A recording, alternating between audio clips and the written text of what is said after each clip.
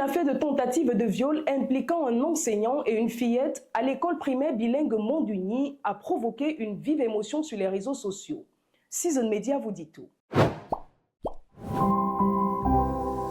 Vendredi 9 janvier 2026, une vidéo publiée par un lanceur d'alerte a créé l'émoi sur la toile.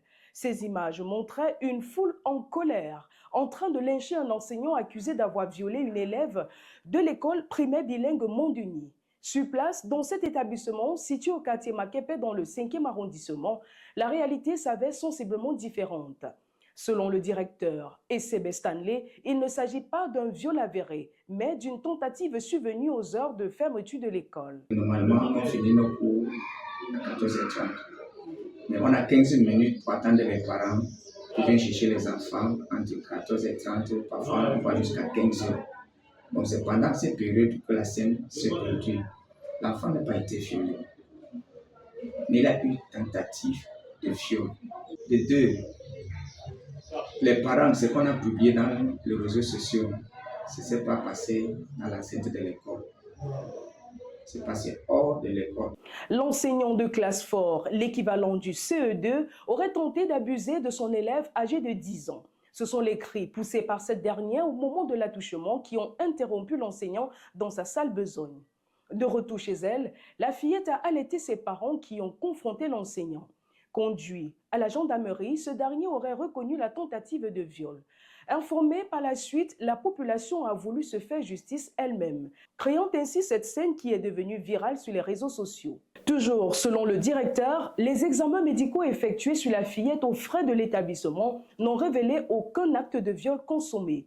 Des propos corroborés par Sueur Noupa Joël, responsable de l'association de soutien psychologique aux personnes vulnérables, rencontrée sur les lieux. Selon les explications de l'enfant, il n'y a pas eu de viol.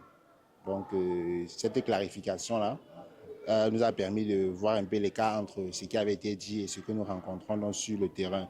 L'enfant fait état d'une tentative qui n'a pas abouti. Selon nos observations, nous n'avons pas vu des signes de détresse psychologique. L'enfant est venu à l'école ce jour, elle est plutôt confiante. L'enseignant mis en cause est actuellement en garde à vue à la brigade de Dorbon. L'établissement scolaire qui affirme promouvoir les valeurs d'éthique l'a immédiatement radié de ses effectifs. En interne, une réunion avec le personnel enseignant a permis de renforcer la sensibilisation au code d'éthique et de déontologie afin de prévenir de tels comportements qui mettent en danger la vie des élèves.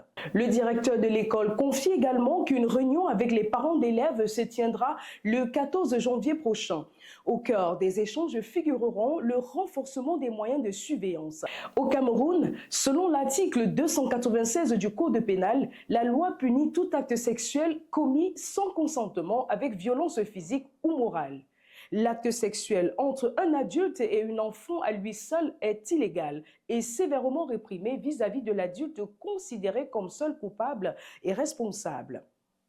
Et vous, parents, quelle réaction vous évoque cette actualité? Dites-le nous en commentaire. N'hésitez pas à liker, partager et à vous abonner pour plus de contenu sur Season Media.